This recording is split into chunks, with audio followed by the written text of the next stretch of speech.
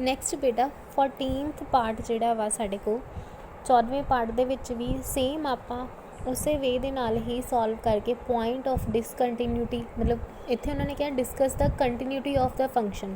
ਠੀਕ ਆ, continuity find out ਕਰਨ ਲਈ ਕਿਹਾ। ਇਹਦੇ ਵਿੱਚ ਵੀ ਤੁਸੀਂ ਸੇਮ ਵੇ ਦੇ ਨਾਲ ਉਸੇ ਹੀ ਸੇਮ ਵੇ ਦੇ ਨਾਲ ਹੀ ਤੁਸੀਂ ਇਹਨੂੰ ਸੋਲਵ ਕਰ ਲੈਣਾ। ਮਤਲਬ ਫੰਕਸ਼ਨ ਤੋਂ ਪਿੱਛੇ ਵਾਲੀ ਵੈਲਿਊ ਵੇਖ ਲੈਣੀ, ਐਫ ਐਕਸ ਕਿਹੜਾ ਲੈਣਾ ਹੈ ਫੰਕਸ਼ਨ ਤੋਂ, ਮਤਲਬ ਪੁਆਇੰਟ ਤੋਂ ਪਹਿਲਾਂ ਐਫ ਐਕਸ ਕਿਹੜਾ ਬਣੂਗਾ ਜਾਂ ਪੁਆਇੰਟ ਦੇ ਉੱਪਰ ਐਫ ਐਕਸ। ਹੁਣ ਵੇਖੋ ਇੱਥੇ ਆਹ ਦੋ ਵੈਲਿਊਜ਼ ਦਿੱਤੀਆਂ, ਇਹਨਾਂ ਦੋ ਵੈਲਿਊਜ਼ ਦੇ ਉੱਪਰ ਅਤੇ ਫੰਕਸ਼ਨ ਦੇ ਉੱਪਰ ਇਹਦੀਆਂ ਵੈਲਿਊਜ਼ ਚੈੱਕ ਕਰਕੇ ਪੁਆਇੰਟ ਆਫ ਡਿਸਕੰਟੀਨਿਊਟੀ ਜੇ ਕੋਈ ਹੋਏਗੀ ਤੁਸੀਂ ਫਾਈਂਡ ਆਊਟ ਕਰ ਲੈਣੀ ਹੈ। ਸੇਮ ਪੁਰਾਣੇ ਸਮ ਦੀ ਤਰ੍ਹਾਂ ਸੇਮ ਹੀ 15th ਸਮ ਦੇ ਵਿੱਚ ਤੁਸੀਂ ਕਰੋਗੇ। 15th ਸਮ ਦੇ ਵਿੱਚ ਵੀ ਤੁਸੀਂ same point of discontinuity find out ਕਰ ਲੈਣੀ ਹੈ। ਅਤੇ 16th ਵਿੱਚ ਵੀ ਉਹਨਾਂ ਨੇ ਸਾਨੂੰ ਸੇਮ ਹੀ ਕਿਹਾ। ਆਹ ਸਮਸ ਸੇਮ ਹੀ ਨੇ।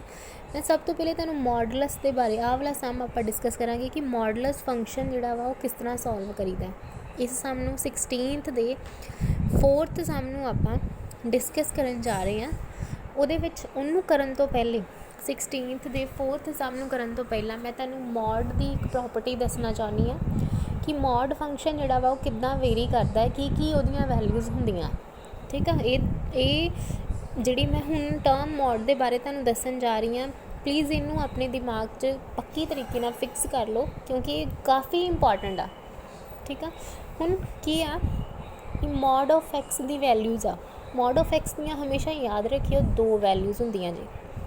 ਠੀਕ ਆ, ਉਹ ਦੋ ਕਿਸ ਤਰ੍ਹਾਂ ਵੈਲਿਊਜ਼ ਆਉਂਦੀਆਂ ਵਾ, ਜੇ ਤੇ ਸਾਡੇ ਕੋਲ ਐਕਸ ਗ੍ਰੇਟਰ ਦੈਨ ਅਤੇ ਇਕੁਅਲ ਟੂ 0 ਆ। ਮਤਲਬ ਜੇ ਐਕਸ ਮੇਰੇ ਕੋਲ 0 ਤੋਂ ਵੱਡਾ ਜਾਂ ਫਿਰ 0 ਆ। ਠੀਕ ਆ, ਮੈਂ ਦੁਬਾਰਾ ਰਿਪੀਟ ਕਰਦੀ ਹਾਂ, ਜੇ ਐਕਸ ਸਾਡੇ ਕੋਲ 0 ਤੋਂ ਵੱਡਾ ਜਾਂ ਫਿਰ 0 ਆ ਅਤੇ ਆਪਾਂ ਕੋਲ ਮੋਡ ਦੀ ਵੈਲਿਊ ਕਿੰਨੀ ਆ ਜਾਏਗੀ, ਐਕਸ। ਠੀਕ ਆ, ਸਿਮਿਲਰਲੀ ਮੈਂ ਕਿਹਾ ਸੀ ਤੁਹਾਨੂੰ ਕਿ ਮੋਡ ਇੱਕ ਇਹੋ ਜਿਹਾ ਫੰਕਸ਼ਨ ਆ ਜਿਹੜਾ ਆਪਣੇ ਕੋਲ ਦੋ ਵੈਲਿਊ ਸਾਂਭ ਕੇ ਰੱਖਦਾ ਵਾ। ਠੀਕ ਆ, ਹੁਣ ਜਦੋਂ ਸਾਡੇ ਕੋਲ ਐਕਸ ਜਿਹੜਾ ਵਾ ਉਹ ਲੈਸ ਦੈਨ 0 ਆ, ਮਤਲਬ 0 ਤੋਂ ਛੋਟੀਆਂ ਵੈਲਿਊਜ਼। ਹੁਣ ਵੇਖੋ ਮੋਡ ਦੀ ਮੈਂ ਤੁਹਾਨੂੰ ਇੱਕ ਗ੍ਰਾਫ ਨਾਲ ਨੰਬਰ ਲਾਈਨ ਨਾਲ ਸਮਝਾ ਦਿੰਦੀ ਹਾਂ ਸਾਰੀ ਗੱਲ। ਹੁਣ ਵੇਖੋ 0 ਆ ਇੱਥੇ ਕੋਈ ਮੇਰੇ ਕੋਲ, ਅਤੇ ਇੱਥੇ ਮੇਰੇ ਕੋਲ ਮੋਡ ਐਕਸ ਹੈਗਾ ਫੰਕਸ਼ਨ ਹੈ ਨਾ। ਜਦੋਂ ਤੇ ਆਪਾਂ 0 ਤੋਂ ਅੱਗੇ ਦੀਆਂ ਵੈਲਿਊਜ਼ ਲੈਂਦੇ ਹਾਂ ਅਤੇ ਮੋਡ ਕੀ ਸਾਨੂੰ ਦਿੰਦਾ ਹੈ, ਪੋਜ਼ੀਟਿਵ ਵੈਲਿਊ ਦਿੰਦਾ। ਜਦੋਂ ਪਿੱਛੇ ਨੂੰ ਲੈਂਦੇ ਹਾਂ ਮੋਡ ਨੂੰ 0 ਤੋਂ, ਉਹ ਕੀ ਦਿੰਦਾ ਵਾ ਸਾਨੂੰ, ਨੈਗੇਟਿਵ ਵੈਲਿਊ ਦਿੰਦਾ।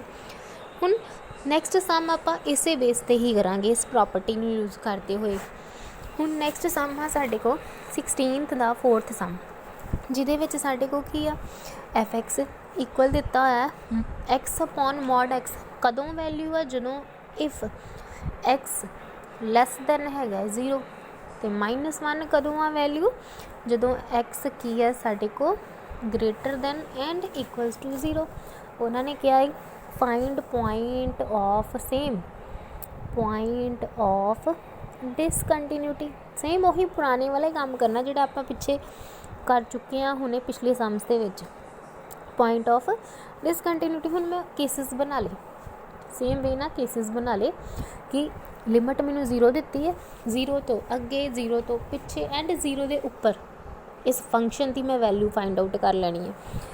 ਠੀਕ ਆ, ਹੁਣ ਦੇਖੋ ਸਭ ਤੋਂ ਪਹਿਲੇ ਆਪਣੇ ਕੋਲ ਕੇਸ 1 ਆ।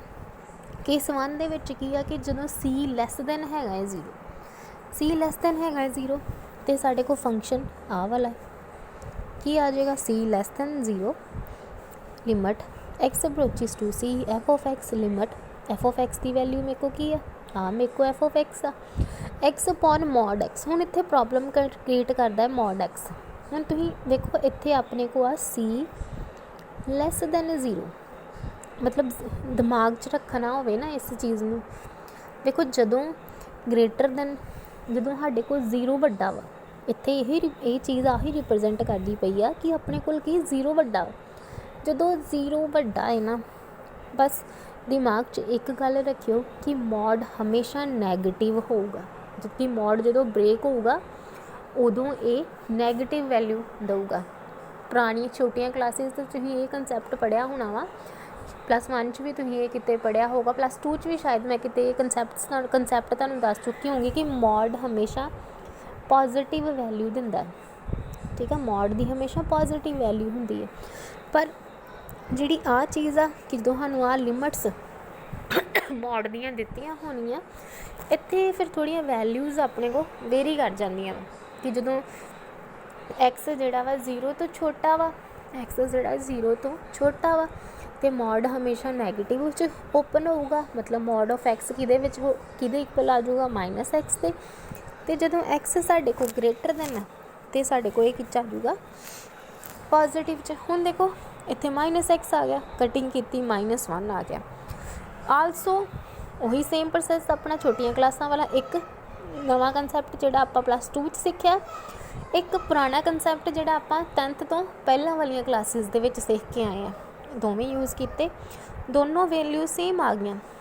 मतलब ये होया कि अपने कोल आ वाली वैल्यू एंड आ वाली वैल्यू सेम आ गई। इट मीन फंक्शन जिहड़ा मेरे को की हो गया कंटीन्यूज़।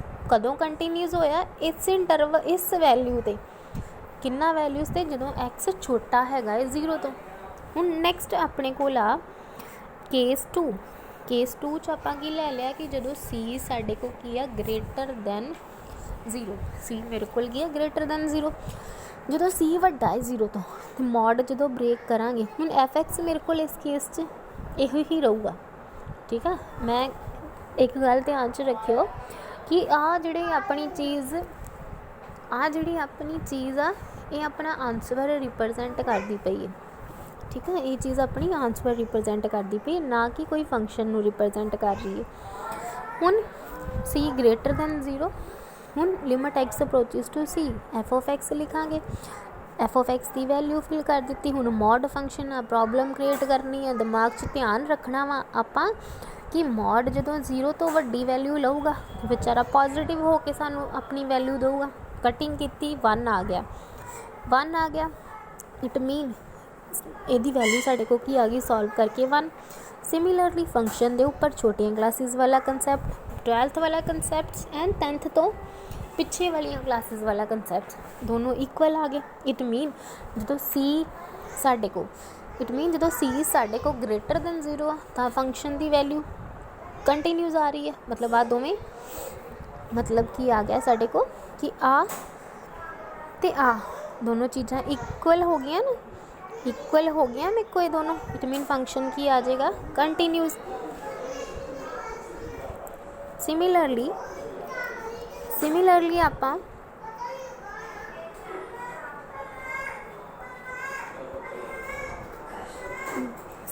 आपां हुण नैक्सट देखते हाँ।